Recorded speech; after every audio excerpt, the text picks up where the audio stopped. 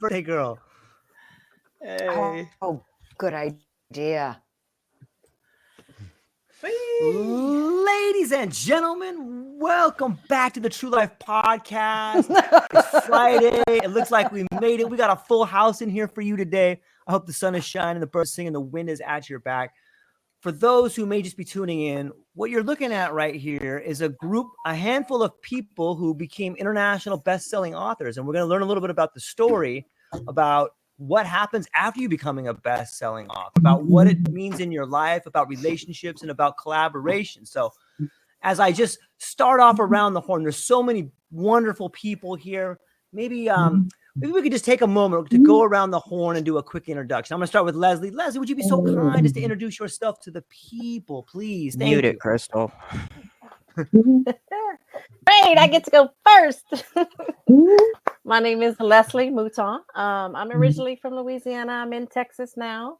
I was hooked up through a mutual friend, Jill Sullivan, with Lonnee to collaborate in volume 2 of the book of Rattled Awake series. So that's me, and I'm here.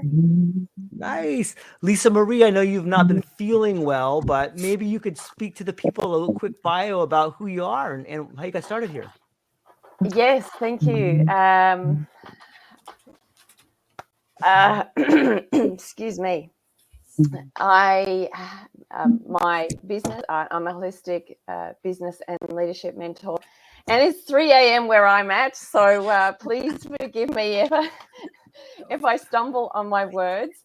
It's been a big few weeks for me because my sister passed away because of her final attempt at suicide. I should say, literally 5 days before Lonnee invited me to be part of this book. So as my opening words were, tears were pouring onto the page as I was writing my chapter. So it was very raw. It was in the moment, just pouring out of my heart because I've had a pretty much 50 plus years of dealing with trauma.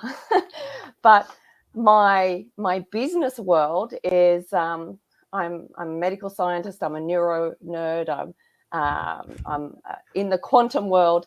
So I deal with women entrepreneurs. So I help my clients go from basically startup to building a 6-figure business by standing out confidently online. So here I am at 3 a.m. My hair's all messy and as confident as I could be.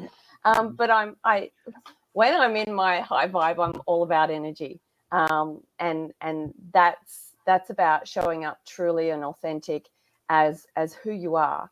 And using the power of energetics in attraction marketing. Literally, that's where you'll make the big money, big impact, and continue to grow and scale about that. So I just want to help people create their beautiful, unique, powerful message that is here to change the world. And I believe this book collaboration is this group of people right here. Our message is now timeless forever to help be able to change people for generations to come and to deal with whatever challenges life throws at them. I love it. I love the idea of the high energy and making an impact. And it seems that there's all these sayings like many hands make light work, or when you think about a chorus, you think about voices singing in harmony. And there's something that resonates with people when there's many voices singing the same tune. And I guess that brings me over here to Dr. Turner with a wonderfully crocheted, beautiful hat on. How are you feeling today? And I was curious if you could give a little bit of background for us. Oh, yes, I'm so excited to be here. In 2020, I was finishing my dissertation. Can everyone hear me okay? And Lonnee got it, that I was trying to find a way that dads could practice mindfulness in a nanosecond to notice what's happening with their children. And Lonnee really got it, breaking mindfulness down to, can you practice it with a rock? So I'm happy to be here with all of you. Thank you. Yeah, the pleasure's all mine. I can't wait to learn more about it, which brings us to the wonderful Wendy Wiseman. What an alliteration that is. How are things going over there? Yay! Putting more yay in every day and making the big Y. Arms up to the sky. Things are going. I'm growing through. That's what it takes. That's what it takes. Yes. Next up, we have the birthday girl, Dr. Nhu. First off, happy birthday from all of us. How are you feeling? You looking beautiful and wise. How's the birthday treating you? Beautiful on the cover, but I didn't have much sleep with kiddos being sick. But I'm so blessed, George, and everyone in this wonderful rooms with Gina, and I mean, you got two gentlemen swamped by all the wonderful ladies right here, right? There's no better way to celebrate a birthday, because it's been a few years, and it's a way to 3 years I haven't really celebrated a birthday, George, since my nephew passing. So it's something that it's a rude awakening for the mental health. So I am looking forward to looking for the change in the world and making that impact and helping others to really realize we can lead with love and kindness and compassion and lift others up through our mindfulness. It starts with our mindset, our thoughts, our words, and actions. Everything that we do have an impact. So, whether we're across the world, whether we're in different industry, but we all one. So we are united and one lovely family right here. Is a testament of what collaborations and strength as a family right here. I love it. I love the idea of the way in which we can all affect each other, and the idea that we're one. It's a wonderful way to see the world, I think. Gene, my brother, there's only two of us, my friend. I'm glad you're here. How's it going? All right, there it goes. I couldn't get it to unmute. It's clearly Friday. I'm doing great. Thank you for having me. Yeah, a little hectic for me this morning. Everything kind of got out of control, but yeah. So I'm in South Florida. A beautiful day today. This is the time of year that I love being here because it's no better weather. But yeah, I met Lonnee through, gosh, who was it? CJ. I think it was EJ that got me, and she said, "Oh, you're gonna love Lonnee," and I'm like, oh, "Okay." And right away, I was like, "All right, she's my kind of people. Sarcastic, funny, doesn't take things too seriously, and perfect. That's what I need." So, and pretty much everyone's the same. The whole group has been amazing. It's been a very entertaining thing, and it's interesting because we come from such diverse backgrounds, but there's definitely a connection in the mindset that we all have. And that's really something that I drive home. I work with workplace violence and active shooter stuff, and on the prevention side. And it really does come down to understanding the human psyche, understanding how important mindfulness is, appreciating what you have, and being compassionate to others that are struggling. And I think that's what we really got to focus on. So it's been a wonderful ride, and yeah, it's good. Thank you for having me. Yeah, I'm super stoked you're here. I love the idea of behavior and workplace and being rattled awake. And I think it is part of the foundation that's uniting all of us here today. The Crystal Phoenix, there she is over there. How are you feeling? I'm doing great. Happy birthday, Dr. Nhu. I'm so happy I got to tell you. There you go. Crystal, I gave you the heart. I saw that. Thank you. And I actually got my glasses to work. As long you guys can hear me, right? Yeah. My glasses are like a headpiece. My speakers are right here. So That's cool. yay. When tech works for me, yeah, it's amazing. So what I'm doing after is I'm writing my solo book, and I'm using the Voice Your Vibe Brian notebook for all my ideas and stuff. I thought I'd just throw that out there. I mean, talk about voicing my vibe, right? I'm writing my solo journey book to help others, since even my mother endorsed it, which is amazing, because she doesn't. So I'm so happy to be here with you guys. I'm dealing with family and everything, but I'm just stoked to be here on your birthday and, on a cold day. Yeah. Fantastic. Cold, but Fantastic. outside, but inside's warm. Yeah.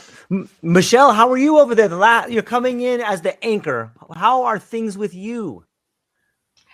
I'm very well, thank you very much. I came in with a hat, and that's for Dr. Nhu, to wish her a happy birthday. Happy birthday, Dr. Nhu. There's the heart for you, Michelle. You see the heart? All the heart. I'm really so blessed, all these people, and to be able to be part of Rattled Awake has been a huge change in my life. I do believe this is new beginnings as well. When different steps and different levels hit us, there's new beginnings and transformations. And I do believe that we're all walking different paths. And I'm going to get pretty involved. I'd love to be an advocate for human trafficking. And I've been a little bit involved with bringing humanity together as well. So I've been a bit busy, but I'd love to be able to share with everyone as I progress. Thank you. Yeah, I think you're doing a great job at it. Here's something that comes to my mind. I'm going to throw this to Lonnee to kind of begin the conversation, and that is, the world is changing rapidly. But not only is the world changing, but the rate of change is increasing. Lonnee, did you have any idea that starting what you're doing is kind of becoming a movement? When I see all the people here, I see branches of a stream that take us in different directions that allow us to feed other people in a way, the same way water does. And I'm curious if did you see this happening? I think that this is kind of a movement. When you say Rattled Awake, each one teach one. Everyone is going out and becoming a teacher, and there's change coming from the ground up. Is that what you had in mind when you first started this? Well, say it forward has always been my thing, because I like to play on words from pay it forward. So say it forward, and if you know something, say something. Yeah. But as far as the movement itself, George, when the idea came in, this just in, it literally came in as Rattled Awake, a movement. And I was like, a movement of what? I didn't know. We just have to trust that what calls to us is for us, and figure it out as we go along, right? So I wasn't sure what that meant, but it kept falling out of my mouth. And I'm just so passionate about elevating voices in the way that I know how. And yeah, right, Wendy. And it used to be, as a podcast host, I've interviewed, so many people like you, George, just it's a way to elevate voices. But then when I couldn't type 65 words a minute anymore, it became obvious that it was time to show people that they could become their own guru, their own writer, and empower them in that regard. Not just as a story development content strategist person, but as a writing coach. And it shows up in the nicest way. And I'm seeing the results in the author's stories. Gene decided he's going to go write his own book, right?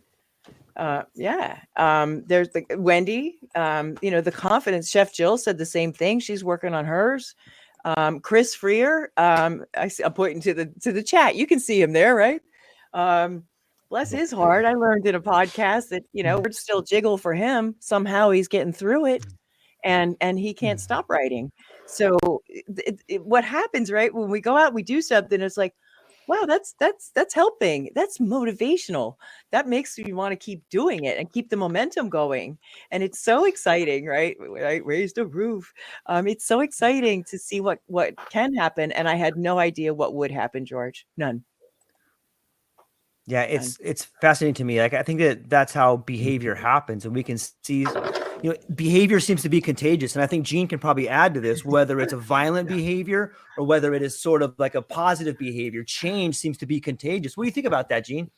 Absolutely. It's funny, in my line of work, when I was in law enforcement, I'd come across people in crisis all the time, and the way that I would respond to them, either forcefully or more of a compassionate side, would really be up to them 90% of the time. But if there was an opportunity for me just to listen, man, that would go so much farther. It would go so much farther, giving someone the chance to express what they're going through, and then working through that mindset really it's a big thing. And I think we've gotten away from that. I think that's one of the problems with social media. I think that we get so wrapped up in it that we're losing that personal connection, and it manifests into not only violence, but just poor relationships with other people, and lack of being able to be compassionate, no critical thinking. And it just, there's a lot of problems with it, but the mindset really is a big deal. And just, having a conversation, even if someone disagrees with you, you learn so much,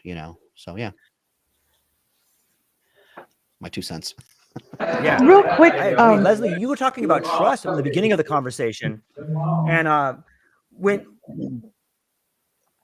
you were mentioning about trust in the very beginning of the conversation, what do you think about what Chris is saying, and how has Rattled Awake influenced your ideas about working in a group, trust, and a message, a resonating message? What do you think?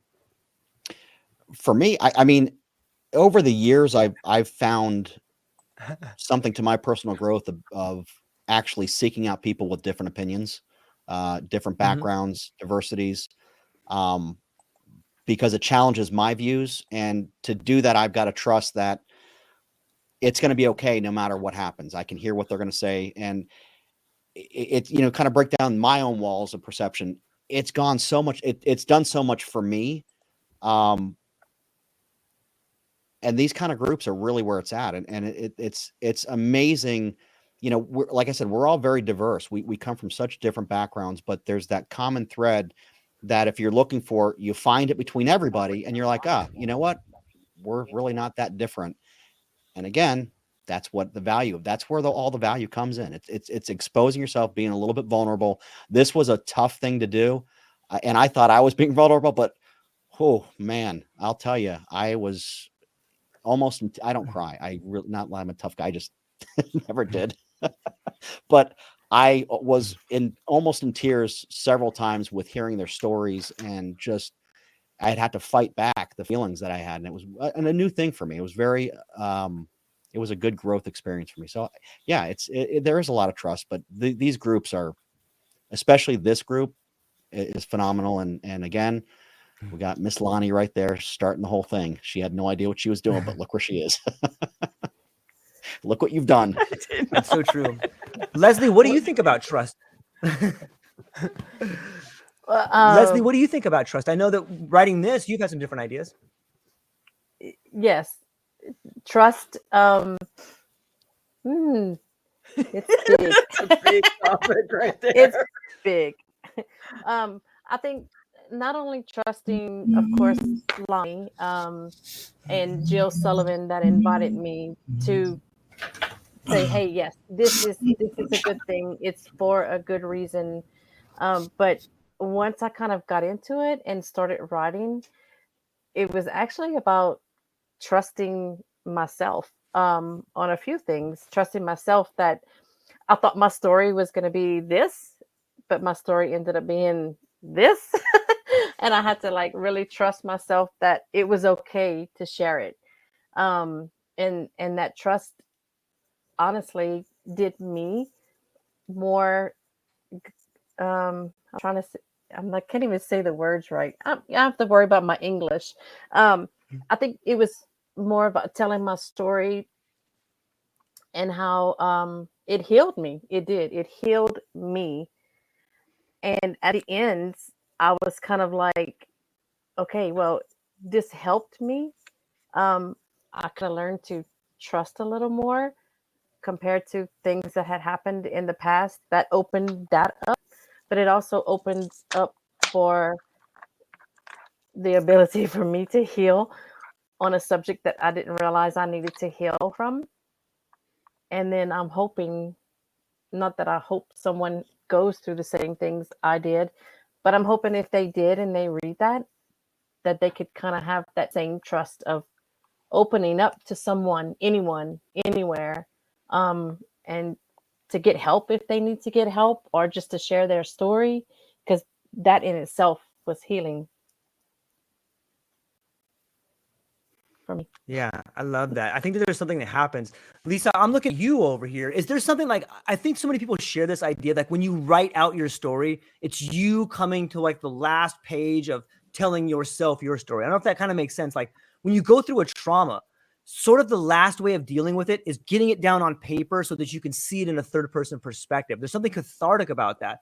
And with your sister being so, like your tragedy happening so close and the life that you've lived so far, how did you feel about finishing this story, getting it on paper? Was there a change that happened inside of you once you finished writing it? Wow, just had a rush of emotion. I think I've spent many years rotting out my traumas, because it is part of of just unloading the heaviness on your heart with all of it. And I guess it makes it really final as well. And so it's not only allowing you to let go, but it's also helping you close the door, because there's so many different stages of healing. And it was divine timing is all I can say. And you know, I've been a friend of Lonnie's now for over a year, and I have been trying to write my own book, and things have just been getting in the way. And I truly believe it, because I was waiting for this moment in time, and in a connected way to my sister, I actually knew she was going to die this year. I just didn't know when. And so it was, everything just comes to that moment where it's almost like, I'm going to use the word divine timing again. It was all just meant to be. Like I hadn't actually physically seen her for about 5 years, and I'd had very limited contact with her because she'd spiraled into so many different levels of unwellness, physically and emotionally. And her body had just expired of being on this planet. Her family, her children, her 3 children had not been in close contact for quite a while. I said something very interesting to my daughter the other day, that in living, she actually kept us all separated, but in her death, we've actually all come together and become very, very close just in these past few weeks. Wow. And no one had been together for a number of years. And at that moment, she overdosed on the Saturday. She was found on the Monday, still alive. Literally from the time I got the phone call to having to drive 100 kilometers to her ICU bedside, we were there, her 3 children and me, who were literally the last person. We all asked her to go, and she took her last breath in front of us. And so I like I said, everything is about energy, and the universe will conspire to make sure that it will deliver what you're ready for. And I think especially this group of people here in front of us, who are all extraordinary beings, who have an incredible gift to share with the world through their story. You know, as I said to Lonnee while we were waiting for the book to get published, I said, the purpose of this is to impact, even if we help change one person's life, that one person can turn into a Tony Robbins, for example, and impact millions and millions of people. So story is so powerful. And to be able to share my rawness and my vulnerability in that moment for me was an extraordinary gift. Can I just say that Lisa did this? You want to talk about intention? After all that she'd been through, she wrote her chapter and had it to me in a day.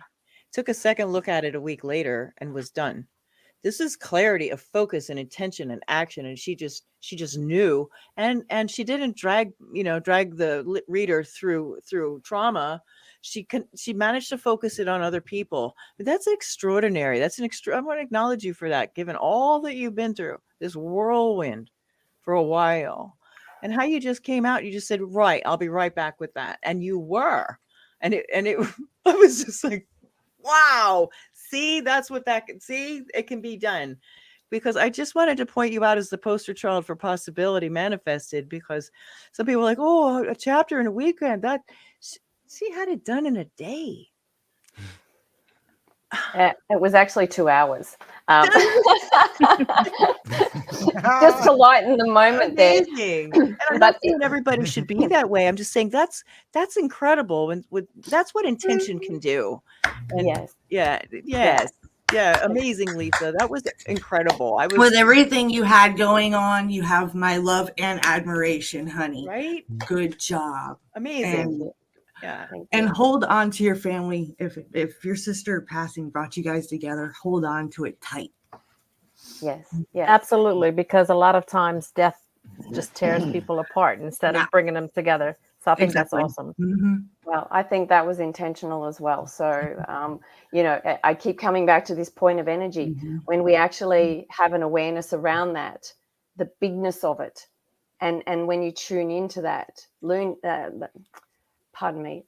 is so tuned into energy, and that's how she can actually have a book written over a weekend in 3 workshops. It's extraordinary. And intention, awareness, and then allowing yourself that space you have to literally block everything out and just be with yourself and just listen to your inner guidance and have a pen in your hand and paper in front of you and just be in that moment.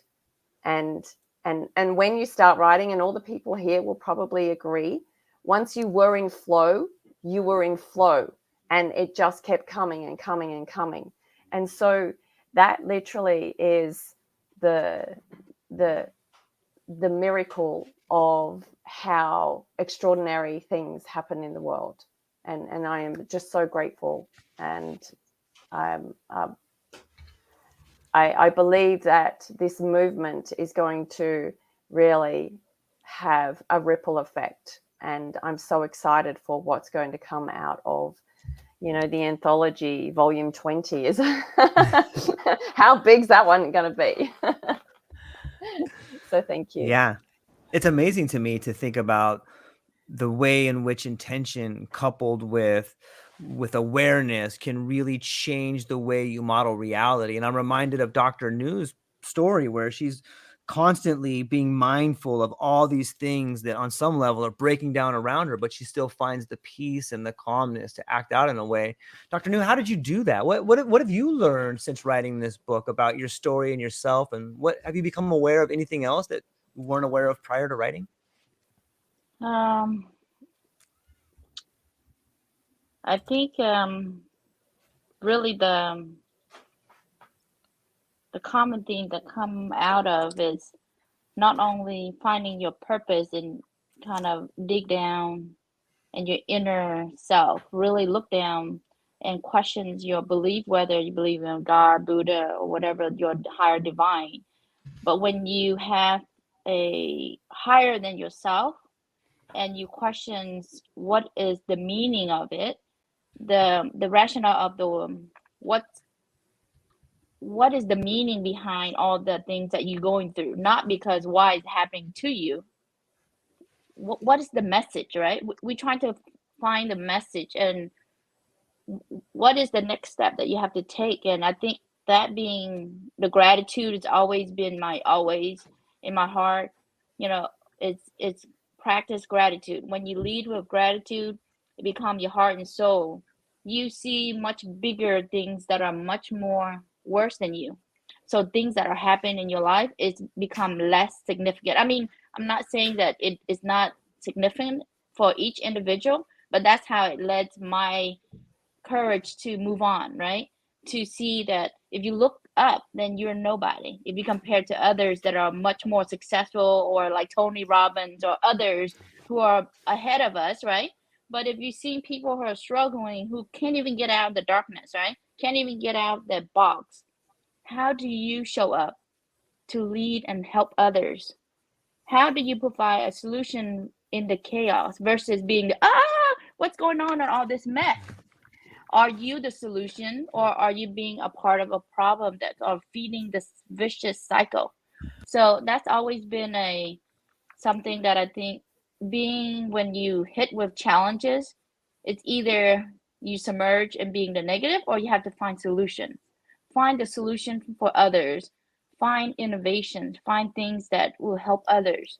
Lead with that, what you've gone through, and share those moments, because sometimes when we're in the silo that works for us, we don't share it. Others don't know. We think that's obvious what everybody's gone through. But if we don't talk about it, they don't know those are the tools, right? And it's a common theme when we're talking about this. There are common themes that all of us have gone through. And so how about we share that message and empower others, empowers our next generations, empower those who are suffering right now, that there are hopes. There are, people that are here for them. Yeah, there's something to be said about the way we've communicated for so long, and especially with social media. Some of it seems so superficial of, look what I'm eating, or look how great I'm doing. And it's just this one-dimensional view, and it creates this reality that is not reality, even though it appears to be reality, if that makes sense. Dr. Turner, this idea of being vulnerable and showing people what you're actually going through seems to be a catalyst that can propel people to the next level. What do you think about this idea of being aware and being vulnerable amidst all the things that you've been going through?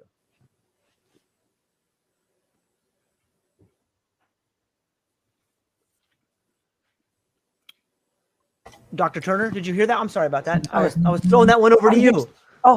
No, I'm sorry. Go ahead. I'm just curious. Yes, I what thought you so. think. Yeah. Being vulnerable and aware, you were saying.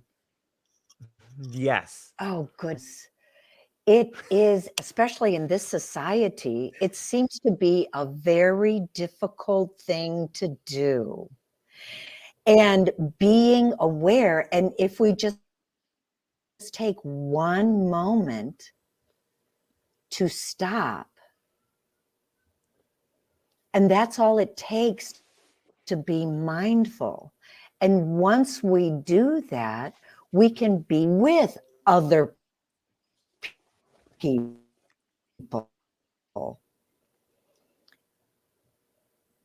Yeah, I couldn't agree anymore. So that's all I think it's that. I think we're having some slight muting problems over there on your mic. But Wendy, I saw you over there, and I know in your chapter when you wrote about some of the life, like you kept hustling and hustling, and the world kept throwing you these curveballs. What do you think about the idea of having the courage to be vulnerable and tell your story? How has that changed the way you see the world? Well, I show up in vulnerability all through this. I've been on LinkedIn, and people have thanked me for being there crying and in the hardship. And it's so important. I mean, you see right here the thread of mindfulness and tuning in, and what Dr. Michaela was just talking about brought to mind Kim's story and her pause. Pause the gremlins and the. Yeah. Even this week, I've been having depression kind of claw at me for various things. And you have to train yourself to do that, to pause and be like, to reflect and to earlier in Taming Your Tension today, I was talking about the power of the clouds, reminding us that this too shall pass, and nature as, clear evidence that there's, blossoming and flowering and decay. Also, that it's all part of the process of growing through life. And the things that, don't kill us, don't always make us stronger, but they definitely make us more resilient, and hopefully a little bit wiser, hopefully a little more capable of what comes next, because you never know what's coming next, right? And I think these stories are clear evidence of that, and encouraging others, as we've been saying, leading by example, leading with vulnerability, leading with just the beauty of sharing our stories and being here together with one another to grow. Yeah. I love it. I'm curious. Lonnee, I wanted to ask you this question. Have you noticed that there are certain things that unite everybody that's been participating in this series? Or is it like, does everybody have like their own unique thing about them? Or is there something that adds them together? Or yeah, they're all still what do you fogging a see mirror. that's similar but different about people? Yeah. Yeah. Yeah. We're all still standing like the punching bag. We are, right? I'm glad I made you laugh, birthday girl. There is a similarity, and that's what's unique about this anthology, George, as is the framing of the last 5 years. We've all been through stuff to get this far. Okay, we have, but it's over the last 5 years, something significant that happened because our world has, I don't know, pivoted 3 times on its axis, and it sets up a unique shock value. Oh, shook again. Wait, hold on. There's another one, and it's saying, it's stuff that all of us can go. Yep, I was shook a number of times. I feel like a martini, just shaking, and I'm stirred at the same time, and I'm extra dirty too. Extra dirty martinis are my favorite. Hey, how we doing? And what we found is we find each other, and Dr. Nhu writes about this beautifully in her chapter about how you just Batman light out, put that out there, and magnetize to you the people that have the same intention to share something that is significant, a legacy message. Food. Hey, what's going on with our food, man? Y'all should know. What is your rattled awake moment? What are you passionate about? What lights you up? And it's not necessarily the typical, say, hero's journey. That's a long-winded story. It's not a chapter. But they are all achievers in the regard of going, that didn't work. Let's see what will. And pivoting and being able to pivot, to adjust, to adapt, and then say, oh, okay, it's like that, huh? What's next? And who gets this? Who else gets this? That's what brings all these people together. That's the thread. Is that no matter what the variance is on the story, it's the storyteller that has the mission and the message. And that's why everybody is just so, God, I love you. I love you. I love all of you. We do. Jean, you're not smiling. I know you love us. I'd like to kind of chime in on both Dr. Nhu and on Lonnie's what Rock she on, said. Girl. Go on. Because it's true. Lonnie finally said we're all alive, we're all standing, but that's not what kept us all together. We all have this like one goal in mind. We want to make the world a better place, and we want to do it by sharing personal stories and letting people know, hey, you're not alone. We understand, we're there, and that's what kind of ties us all together. In my opinion, we all have that common goal of, hey, let's be kinder. Let's, open that door for the elderly lady going into the store before you, or, say hi to the person behind you in line that looks like they might be having a bad day. Smile. It's the smallest thing. It's the whole butterfly effect, in a sense. A butterfly flaps its wings over here in the U.S., and it can create a hurricane by the time it gets, but it's just a huge change. And it all starts with just one person. That's it. Yeah. So that's kind of what I wanted to say with Dr. Nhu, too. It's like we all just want to make a better world, and we all mesh well together because we have that same vibe. We've all been through some hell, but we're not dwelling on it. We're not, heck, you just lost your sister, Lisa, and you bounced in. and rocked it out, you know, because you wanted your story heard. So that's just some motivation right there to change the world for better, so that people don't feel alone and desperate and take desperate measures. And to me, that's what Rattled Awake is, letting people know, hey, you're not alone. We're here. Reach out. I love the idea of meaning. You know, it seems to me, I once heard a quote that said something along the lines of, you can't control what happens to you in your life, but you and you alone get to control the meaning of that event. And I'm just wondering, Dr. Michaela, what do you think is the relationship between storytelling and meaning? Oh, it's all about stories and meaning. Logotherapy, the psychology of meaning, that Viktor Frankl in World War II really helped his concentration camp peers get through it, because it is meaning that directs our lives.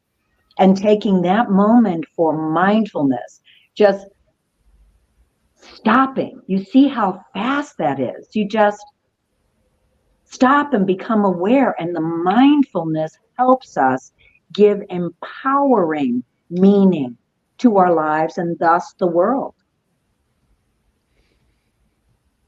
Yeah, it's interesting you bring up Viktor Frankl, especially in the time in which we find ourselves now. You know, we all are men and women searching for meaning, and you can find it. And when I read this anthology of Rattled Awake, it seems to me that that's one thing we all have in common, is that we have decided to decide what the meaning is for us. Out of all these tragic events, out of all this way in which life is testing us, each one of us has found meaning.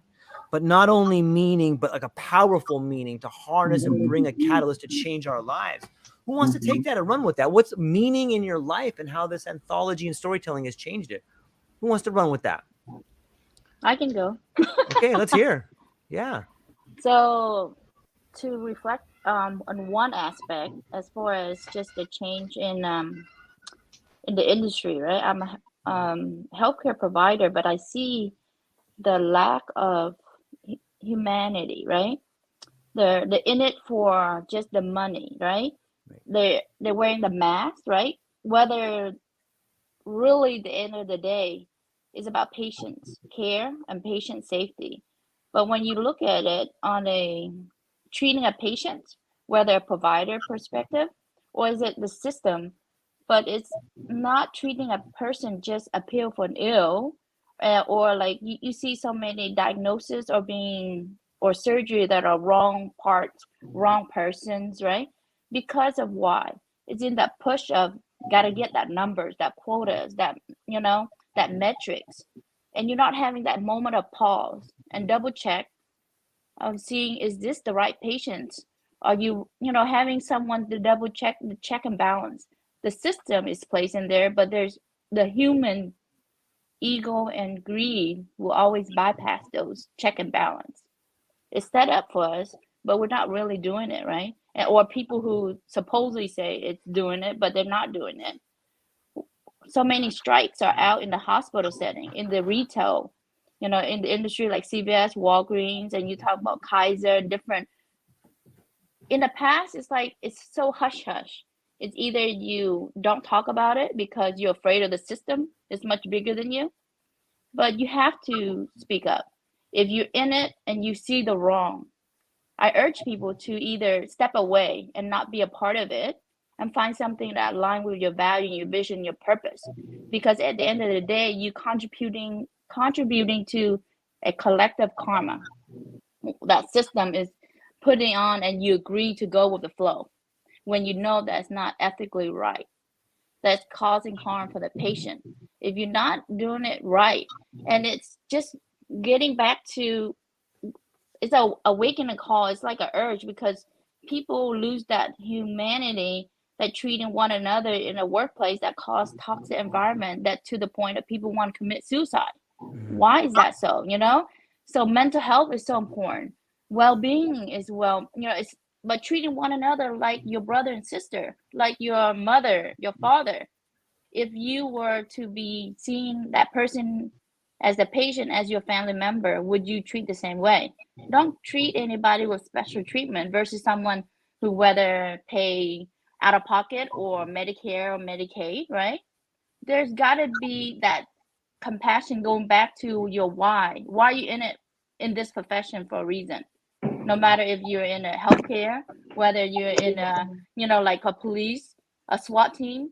I've gone through my trauma that I'm so grateful for all those members of our community that are supporting, right? But we have to really question, are you in it for the right reason?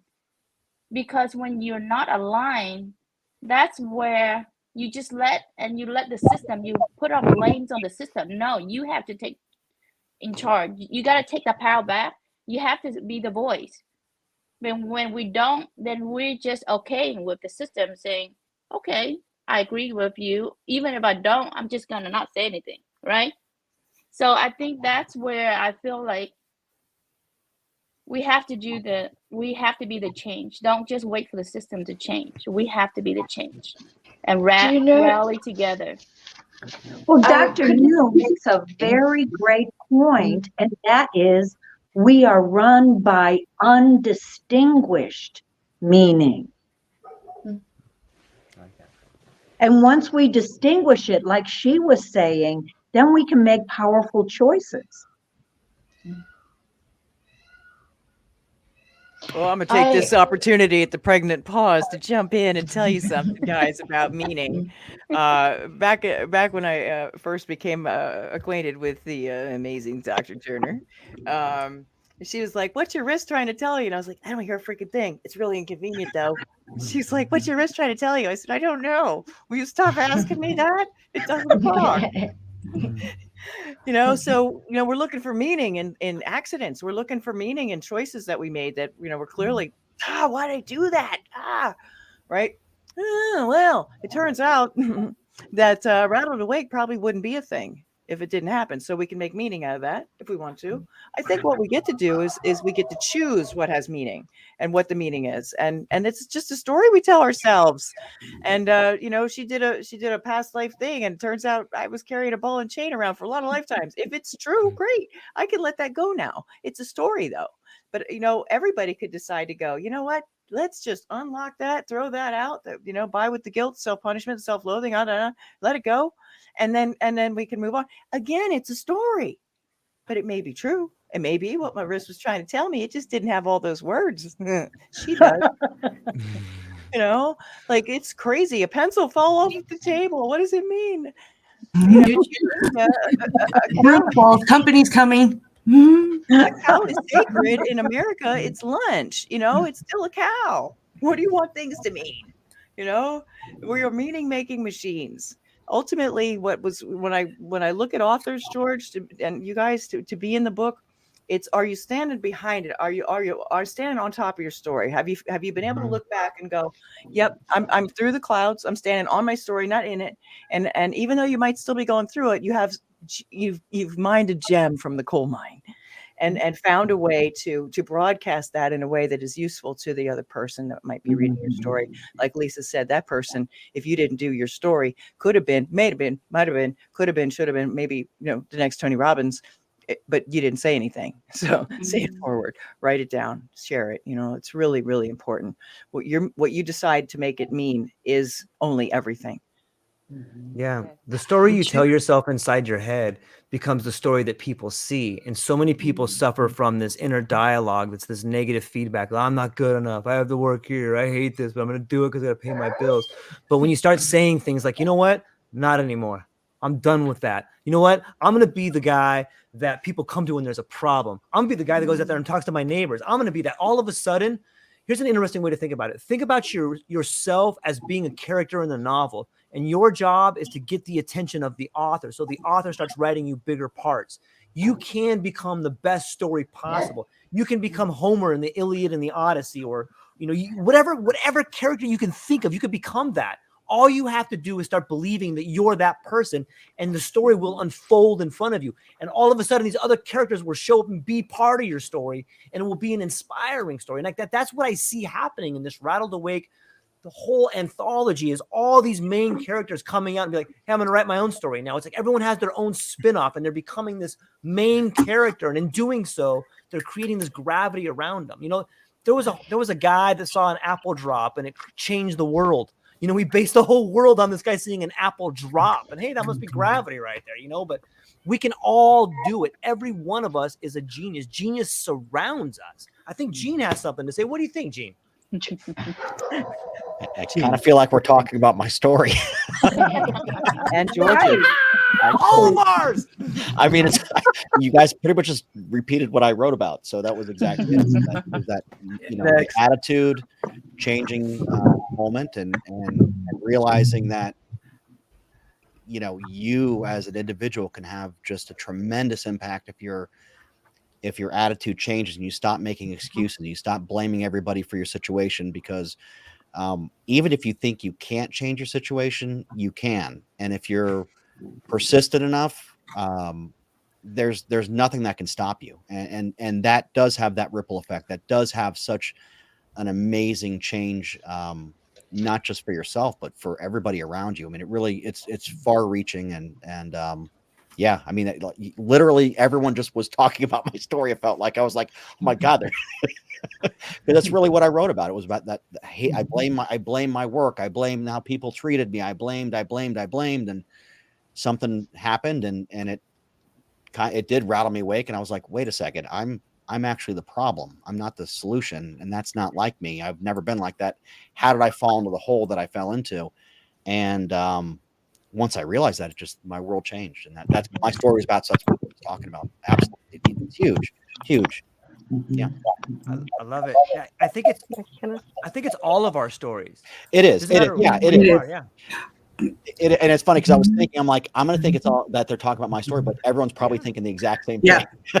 Because that's what the book is. That moment that realization of something that's changed within us, that we see our own fault and how it's impacted us and how we can go forward and not let that impact us, and how we can take that energy and put it towards the right direction. And yeah, it really is everyone's story, but I did personalize it very much because some things I was like, that's very much my whole story.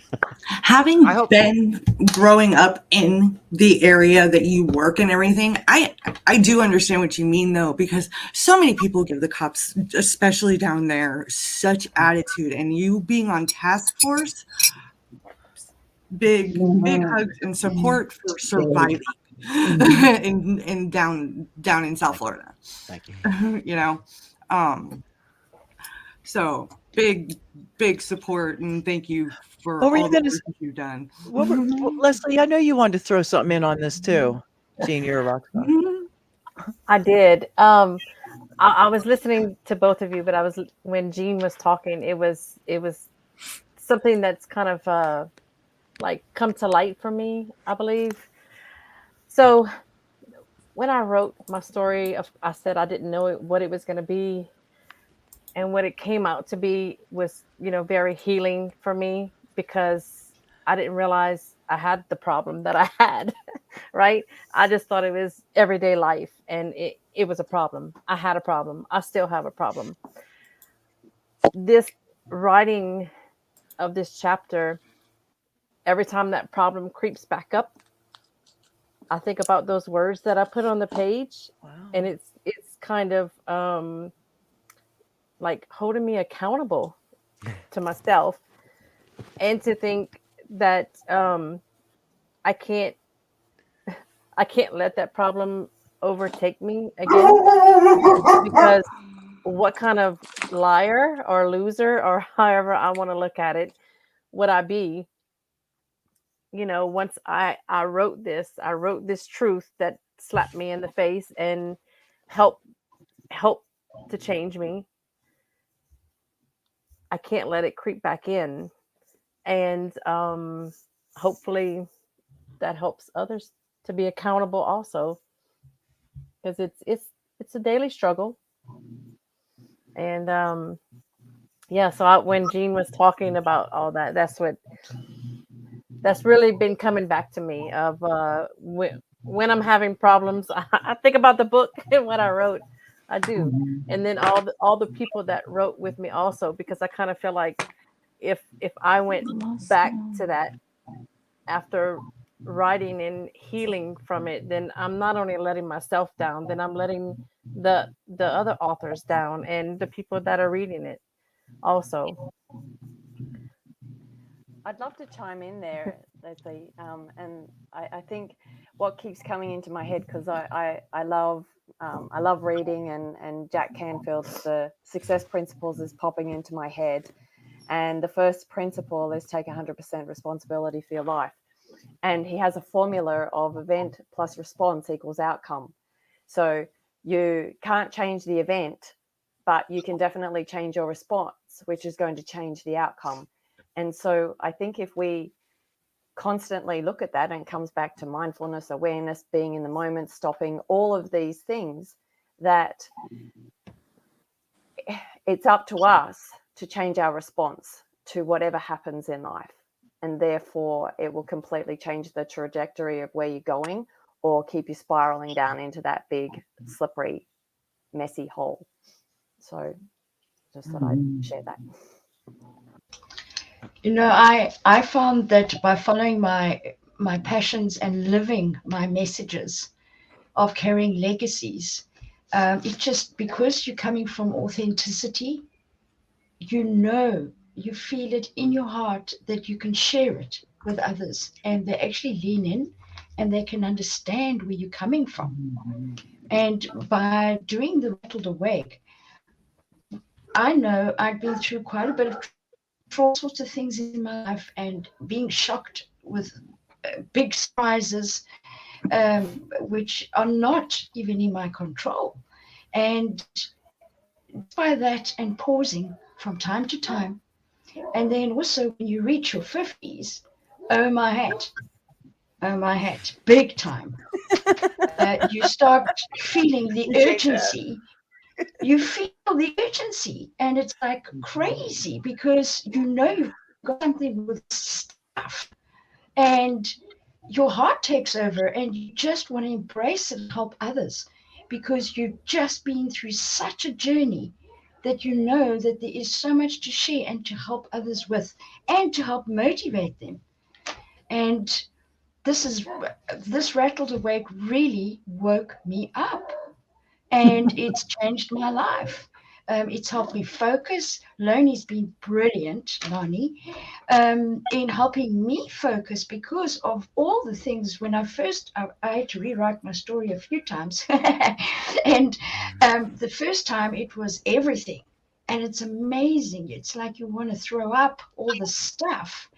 And then all of a sudden you start focusing and realizing 5 years back was the real wake-up period in my life. And I never thought about it like that, ever. And it's just so amazing to have that clarification and that clear picture going forward. And knowing that you've gone through all these steps in your life to be where you are today. And it's not for nothing. Mm-hmm. It's not for nothing. And in the last year, I transitioned my life from a 30-year career, which I was not interested in at all, but it taught me a lot of tools, and it's helped me combine what my art is, and doing design and by hand. I combine the two, but now I carry it through with my heart and expression. And it's just so much more powerful with the history that you carry as well. And you're not always liked. Nope. I'm not liked very much by going through my transition, because it's not what they want. They want to put me in their boxes. And that's not okay for me, because this is my life. And I've got something out there that I need to share with others, and to carry legacies for what was important in my life, not theirs. And at the end of the day, that's what's important, your message that you carry through to others. And as long as you can stay true within, that's all that counts. So, sure. You feel better? George, I'm looking at the title. So you wrote a bestseller. Now what? What we're hearing here are the personal transformations of people that decided to help other people transform and transmute their world, and it's just been remarkable to see their individual pow pow pow and aha moments and manifesting, and magic is showing up, and people are just saying, "Hey, you did that? I got a door that's open right over here," which might not have been before.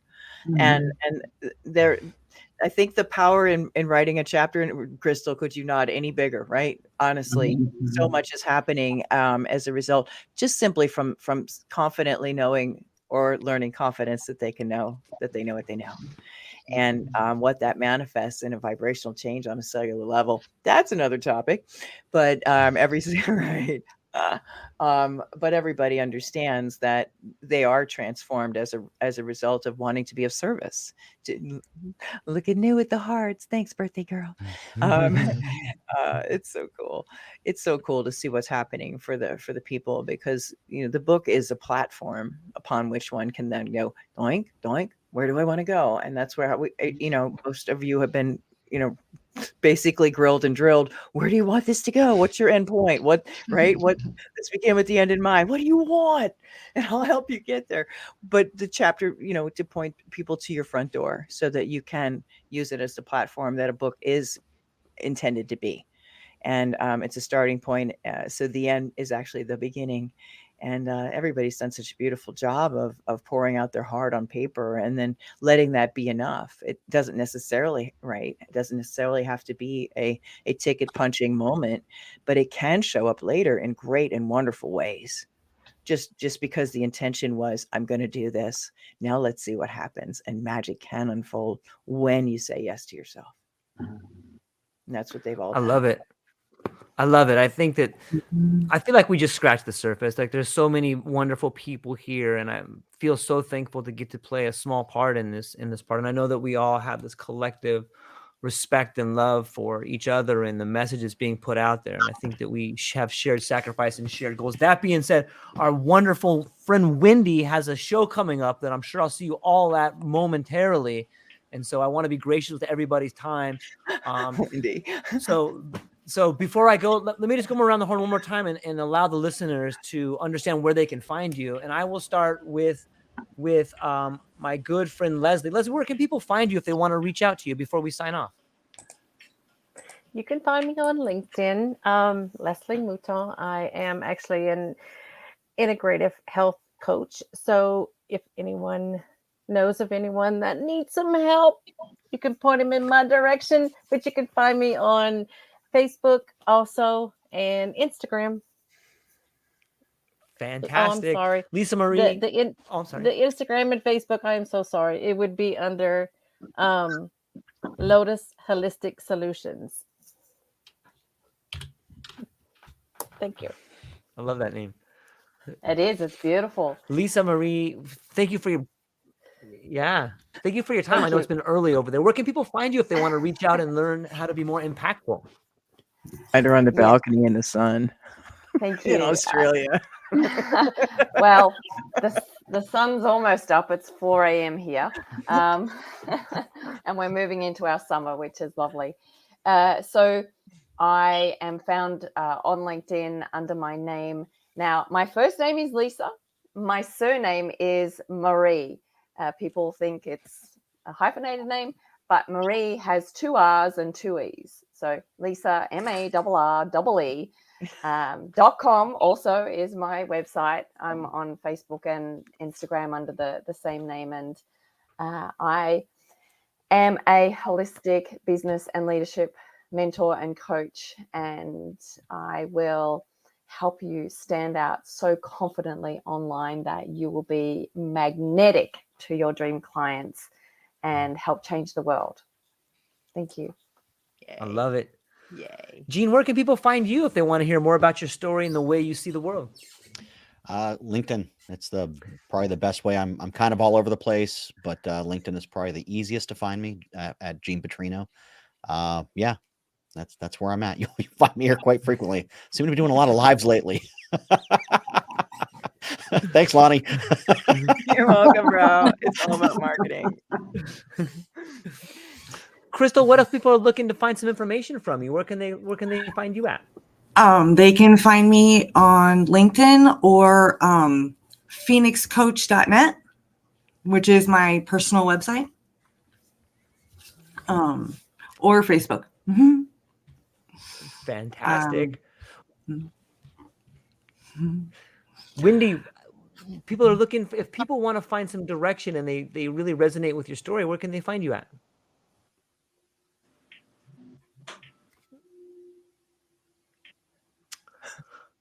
Who are they talking For a to? minute. I was talking to Wendy, but I think her You're talking to mic was me? muted there. Um, Yes. Yeah, I cut out a little bit because I'm also live with a holding page for Dr. New's birthday show. I'm on LinkedIn. I'm on Facebook. I'm on YouTube. You can find me at tamingyourtension.com. Taming Your Tension, happier, healthier humans.com. Creating a better world together. We are when we choose to be happier, healthier humans. Fantastic, Dr. Michaela. If people want to learn more about logotherapy or some of the things that you're up to in your story, where can they find you? You can find me at LinkedIn, Dr. Michaela, and my YouTube channel, The Joga Yoga Files. Love it. Nice. Love it. Dr. Nhu, where can people find you if they're looking to find some of your pearls of wisdom? Well, I just want to say thank you, and always blessed to be in this amazing room. And thank you, George. And they can find me at on LinkedIn with Dr. Nhu Truong. And just remember that we're all one and we're connected for a reason. So find your like-minded tribe and connect with those who you align, and they'll raise you up higher and shine so bright that others will be blind and need to wear sunglasses. But stay true to yourself and be authentically you. You are a gem out there. So don't let anybody tell you otherwise. I love it. Love you Lonnee, all. final words? Yeah. Okay. Be a goofball. Dr. Nhu, future's so bright, I gotta wear shades. Yeah. Let's bring the sunshine on, yo. Just here to elevate voices and people to their next level. Happy birthday. We love you. You can find the next workshop, right, Wendy? The next workshop is November 17th, and it's you can get details on official rattledawake.com. Let's go. Okay. Fantastic. Ladies and gentlemen, thank you so much. Have a beautiful day. I hope the weekend treats you well. And thank you to every single person that was here. That's all we got. And I'll see everybody shortly. Aloha. Bye. Bye. Thanks, Bye. Yeah.